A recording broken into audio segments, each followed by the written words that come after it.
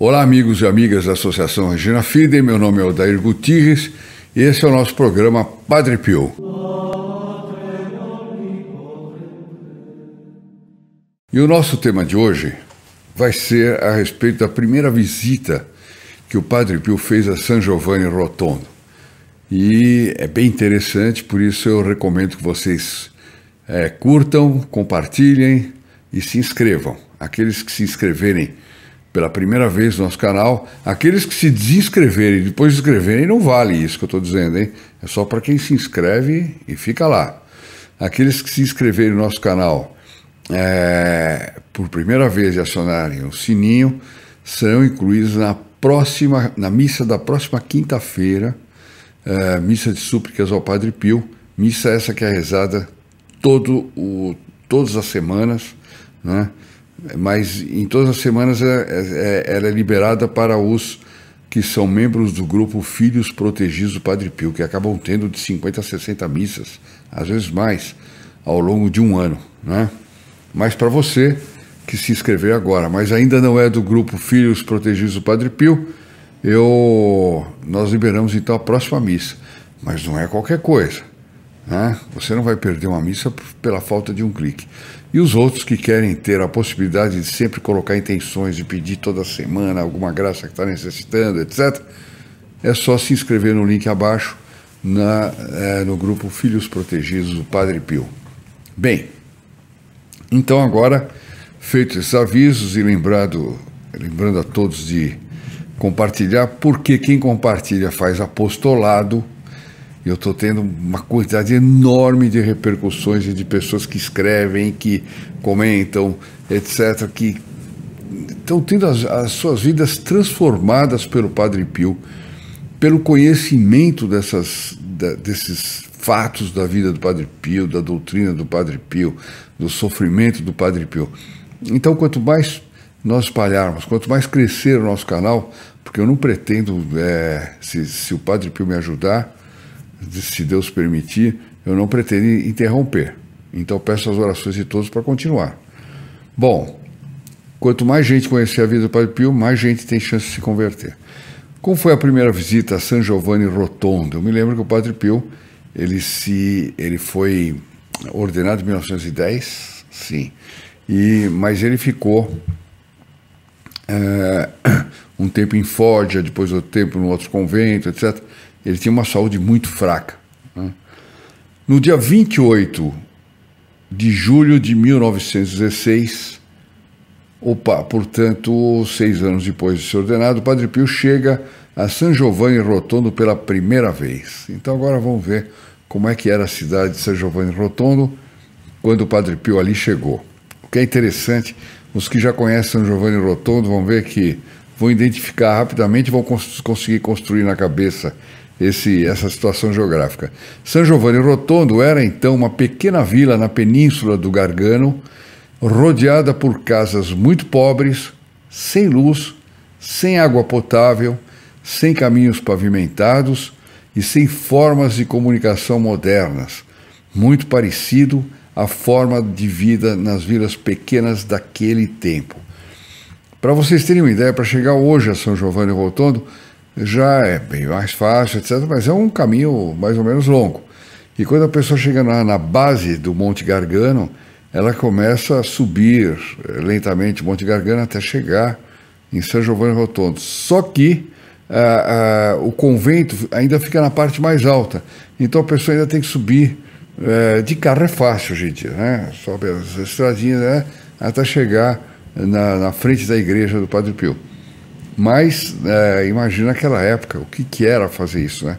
Tanto diz assim, que o mosteiro se encontrava a uns 2 quilômetros do povoado, é isso mesmo, só que hoje esses 2 quilômetros já viraram uma cidade, né? Graças ao Padre Pio, né? E para chegar ao mosteiro era necessário ir em mula.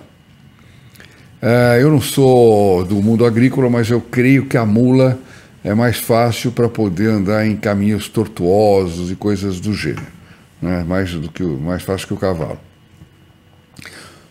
O mosteiro contava com uma pequena e rústica igreja de Nossa Senhora das Graças do século XIV. Essa igrejinha está lá ainda, maravilhosa, maravilhosa. A igrejinha original, a igrejinha que o Padre Pio encontrou quando chegou lá.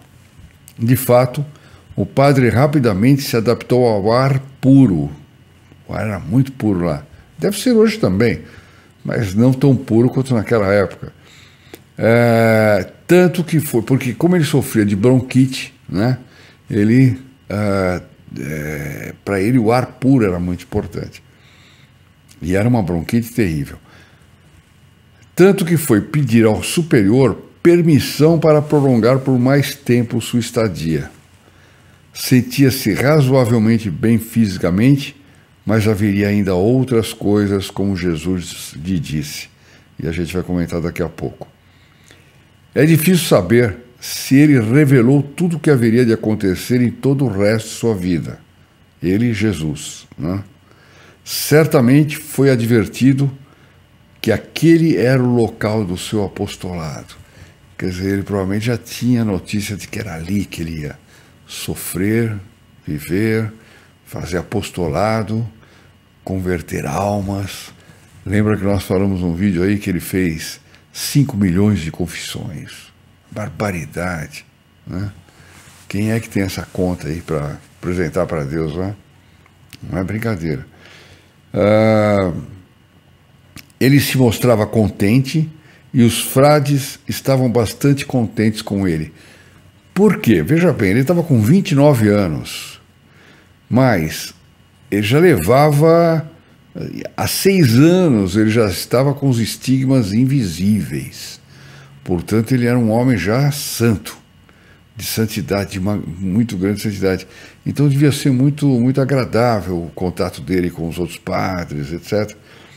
Porque naquele tempo, os frades eram bons, né? A maioria eram bons. Sempre tinha uma exceção em toda a maioria. Hoje a gente tem essa exceção ao contrário, né? Infelizmente. Então, como eles eram bons, quando chegava o Padre Pio, ele era bem recebido porque eles percebiam essa santidade nele. Mas havia alguém a quem aquela adaptação não agradava. Quem era esse alguém? Em seu íntimo foi travada uma tremenda luta. Sentia-se exposto a Satanás, que seguramente não havia querido vê-lo naquele lugar. Quer dizer, Satanás sabia. Ele podia não ter tido, Deus não ter revelado para ele, mas ele percebia, evidentemente, as intenções de Deus, etc. E via a santidade do Padre Pio. Padre Pio sentia-se assaltado pela tentação contra a fé, de tal maneira que escreveu, aspas, que mistério eu sou a mim mesmo. Olha só, o demônio tentava ali com tentações contra a fé, que é uma coisa, das tentações mais terríveis, mas essas talvez sejam as mais raras também, né? Eu, graças a Deus, nunca tive tentação contra a fé, então eu não consigo avaliar o que é isso, mas eu vi na vida de vários santos que tiveram. Talvez seja porque eu não sou santo, então não fui tentado. Mas é impressionante. E ele, sabendo que tinha os estigmas, as revelações, as aparições de Nossa Senhora para ele, Nosso Senhor Jesus Cristo, anjo da guarda, ao mesmo tempo ele tinha uma tentação contra a fé e ele escreveu, que mistério eu sou a mim mesmo. Ele de alguma forma não se entendia. Olha que impressionante essa situação, né? Deste modo, firme para guiar a alma, ele era firme para guiar a sua alma, entretanto, ele era fraco e inseguro com relação à sua pessoa. É bem interessante isso. Quer dizer, no fundo ele tinha uma tentação, que era uma tentação que em grego se chamaria axiológica. Axio e eixo, né? Quando a pessoa sai fora do eixo ou não se sente no eixo, é porque ela está com um problema axiológico, né? Ele provavelmente estava tendo um problema axiológico, né? Quer dizer, o que Deus quer de mim? Que mistério é esse? Não foi só o maligno a perturbar Padre Pio na aparente quietude de São Giovanni. Havia também a Primeira Guerra Mundial. Até o padre foi convocado, como nós já vimos isso, a servir, e até 16 de março de 1918, a sua vida foi um sucessivo de viagens e retornos, de visitas médicas e licenças de convalescença. Foi para ele um período muito duro pelo esforço físico ao qual foi submetido, mas também pelos comentários e comportamentos de seus companheiros. Vocês lembram que nós comentamos isso num vídeo passado aí, que era um ambiente péssimo, um ambiente de caserna, onde tinham soldados que blasfemavam, falavam palavrões, indecências, imoralidades. E, sobretudo, o sofrimento dele era pela frequente impossibilidade de celebrar a missa. Imagina o que era para o Padre Pio, que quando a gente tenta definir o Padre Pio, a primeira coisa que vem na cabeça são as missas e as confissões, né? O que era para o Padre Pio ficar impedido de celebrar a missa, onde ele participava do sofrimento e da paixão de nosso Senhor Jesus Cristo. Era duro, mas era também um grande consolo para a alma dele, como ele falou disso também, sobre a alegria que dava para a alma dele depois que ele sofria tudo isso. Em compensação, comoveu meio mundo por quem era impelido a sacrificar-se. Quer dizer, deram para ele os piores trabalhos, as piores coisas. Ele era considerado um inútil, né? Mas ele provavelmente oferecia sacrifícios por aquele que tinha que melhorar e tudo mais, e com isso ele ganhava, ele comovia pessoas por quem ele se sacrificava. No convento lhe foi dada uma missão particular, uma particular missão. Isso quando ele voltou para o convento depois da guerra. Ele era, olha só, hein? Ele estava com Não, ele estava com 29. Quando ele voltou da guerra, ele devia estar com 31 anos. Né? Era um menino. Pelo menos hoje em dia, 31 anos, maturidade zero, né? Desculpa aí o pessoal que tem 31 anos e não é imaturo, tá? Não é para isso que eu estou falando, não. Ele era, com essa idade, diretor espiritual dos frades, todos entregues ao Frei Pio. Imagina só, é bonito dos dois lados. Um garoto que dirige frades ali, que deviam ser bem idosos, né? E a outra coisa bonita era o frade idoso que aceitava a direção espiritual de um garoto. Falemos assim. O que é, como o juízo das coisas de Deus, das coisas da igreja, são diferentes dos juízos mundanos, né?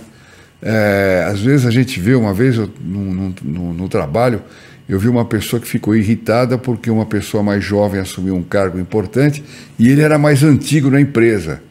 Bolas, promoção por antiguidade, que eu saiba, existe no Exército, né? Mas numa empresa não. A promoção é por mérito, né? E a pessoa ficou abalada com isso. Aí não. Mas por quê? Porque ela não tinha Deus no coração. Aqui, nessa comunidade de freis, né, eles todos queriam se preparar para ir para o céu. Eles faziam sacrifícios, eles praticavam a obediência. E o Padre Pio, menino, dava orientação para os padres mais idosos também. Padre Pio dedicou-se a eles com todo o seu empenho. Lá, confessava, teve breves conferências espirituais, fazia conversas espirituais entre eles, rezava por eles, lutava por eles contra o demônio. Olha que impressionante. E conforme sua total generosidade, se ofereceu ao Senhor como vítima por eles. Lembra que nós falamos das vítimas, que o Padre Pio se ofereceu como vítima já no dia da ordenação dele, e como é um oferecimento gravíssimo, seríssimo, porque é dizer para Deus: mande-me aquilo que vós quiserdes, mande-me aquilo que for da vossa vontade, aquilo que eu tiver que sofrer. Pode ser uma doença, uma provação, uma tentação. Eu quero ser vítima e oferecer isso pelos padres que eu dirijo. Mas logo começou uma nova função ao Frei. começou a aumentar as pessoas em seu confessionário, jovem ainda. Tanto que em pouco tempo já tinha toda a manhã ocupada. Confessava, fazia direção espiritual e acompanhava as pessoas também por carta. Ó, já estou olhando aqui no meu stop, aqui, daqui a pouquinho está acabando. Confessava, fazia direção espiritual e acompanhava as pessoas também por carta. Isso é impressionante. Ele recebia cartas do mundo inteiro, as tais cartas que ele respondia nas línguas das próprias cartas, e que ele dizia que era o anjo da guarda dele que ajudava a responder, mas o anjo escrevia com a caligrafia dele, então, né? Eu entrei numa sala lá onde tem toda essa correspondência imensa, é um salão enorme, com escaninhos assim, prateleiras, com as cartas originais. Nossa, é uma coisa impressionante. As cartas que ele recebia, né? As que ele enviava não estavam lá. Provavelmente algumas foram recolhidas no processo de canonização, né? Então, ele além de atender, ser o diretor espiritual de todos os frades, além de atender com as confissões todas as manhãs, né? E fazendo direção espiritual, e ele ainda acompanhava e dava a direção espiritual para pessoas por carta. Atormentá-lo não era somente o demônio, quer dizer, não era só o demônio que atormentava ele, o demônio atormentava de uma forma violenta, vigorosa, mas essa quantidade de responsabilidades, atribuições, não tem um minuto livre. E assim foi até o final da vida, né? Não tem um minuto para ele, né? Não tem essa. Tem gente que fala assim, eu preciso me cuidar, eu preciso dar tempo para mim, eu preciso me amar. Tem um monte de jargões que se usa hoje em dia aí, né? Cada vez que eu ouço, eu falo, meu Deus do céu, isso é tão... Tem outro jargão que agora também está virando moda, a minha verdade é tal coisa. Não tem a tua verdade, meu amigo, a verdade é uma só, né? Você tem que professar a verdade, não tem a minha verdade. E assim vai, tem vários jargões desse. Não era o que acontecia com o Padre Pio, que não tinha um minuto para ele, não tinha um tempinho para se cuidar, para se amar, etc., né? O Senhor tinha para si aquele freio de desígnio especialíssimo, e se não lhe ensinava doçura espiritual, quer dizer, não dava para ele consolos espirituais, né? Cada vez com mais profundidade, preparava-o sempre para desenvolver um sinal visível da sua imagem. Estava preparando o Padre Pio para ter os estigmas visíveis. Por quê? Os estigmas visíveis apareceram em 1918, portanto aos 31 anos. Então, portanto, ele já era diretor espiritual um pouquinho antes, esse trabalho todo, né? Em 1918 apareceram os estigmas visíveis, que ele já tinha, 8 anos antes, ele já tinha, em 1910, os estigmas invisíveis. Ele sofria todas as dores dos estigmas, mas não apareciam. Mas Nosso Senhor queria que ficasse visível no Padre Pio aquilo que ele já sofria. Ele acrescentou mais um sofrimento que para o Padre Pio representava uma certa humilhação, porque ele atraía muitas pessoas, iam lá por curiosidade. Depois ele começou a ser perseguido. Teve não sei quantas revisões médicas, inclusive mandadas pela própria estrutura eclesiástica que desconfiava dele. Olha, a vida dele foi um inferno, né? A partir dos estigmas visíveis. Uma coisa fantástica. Bom, pessoal, era isso que eu queria comentar do Padre Pio hoje. Não se esqueça de dar seu like, de compartilhar, de inscrever-se no nosso canal e acessar aqui embaixo o link para fazer a sua inscrição formal no grupo Filhos Protegidos do Padre Pio. Nós temos que ter muitos filhos protegidos. Eu vou ter novidades para vocês em breve, em breve. Nosso grupo está crescendo, está saindo das fronteiras e outros grupos estão se formando fora. Mas isso é em breve, não é tão breve, mas acho que até final de junho, começo de julho, eu vou poder contar algumas novidades para vocês. Pessoal, que o Santo Padre Pio nos abençoe a todos e até a próxima. Ave Maria, cheia de graça, o Senhor é convosco. Bendita sois vós entre as mulheres, e bendito é o fruto do vosso ventre, Jesus. Santa Maria, Mãe de Deus, rogai por nós, pecadores, agora e na hora da nossa morte. Amém. In nome del Padre, del Figliolo e dello Spirito Santo, e così sia. Sia lodato Gesù e Maria, e buonanotte a tutti.